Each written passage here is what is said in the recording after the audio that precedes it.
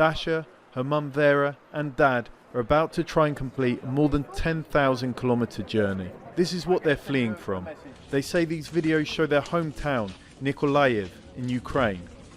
Now, via Moldova and Romania, they've arrived at the Mexican border town of Tijuana. Their hope to get across that line and into the United States. How has this been for you, Dasha? It was hard.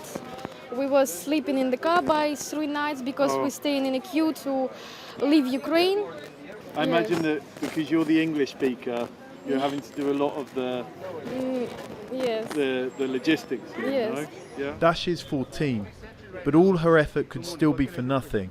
There have been reports of Ukrainian refugees being turned away. They're pulled aside and then let in. We saw several other Ukrainian families similarly ushered forward. It seems here the blue passports become the ticket through. The red one of Russia is proving less effective. A small camp of dissidents from that country was stuck outside the gate, asking for asylum too after opposing the war. Mike is also half Ukrainian and is frightened of being conscripted to fight against a country where he has family. 24 February, my country attack Ukraine, Lvov, Rivne. My brother and sister live this city. It's shock for me, shock. For the Russians here, Europe isn't an option. Flights and countries are closed to them, but not Mexico, where they can get in via a tourist visa, then travel up to Tijuana. There are far more of them than Ukrainians here, sleeping rough outside the entry point to try to pressure officials to let them in. So far, the only word has been wait. The United States has a public health order in place because of the pandemic, which says that it can reject just about anyone who is asking for asylum apart from unaccompanied children. And what that means in practice at entry points like this one is that it can really pick and choose who it lets in. And it seems that at the moment that's Ukrainians, yes.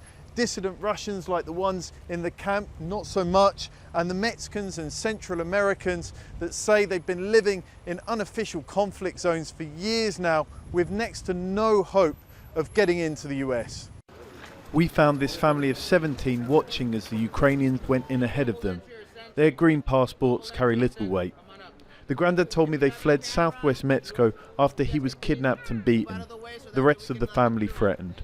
That was 2 months ago. You feel bad because you can see that they give priority to another country. How am I going to feel? But what can we do? That's going to be a constant question for the desperate in countries neighbouring the United States as they wait and others go first. Big organization in Ukraine. But at least exhausted Ukrainians like Dasha and Vera are finding a safe haven. They called us from her godfather's house in Los Angeles. We was waiting this moment for a long time, but we were happy that everything is like this. John Holman, Al Jazeera, Tijuana.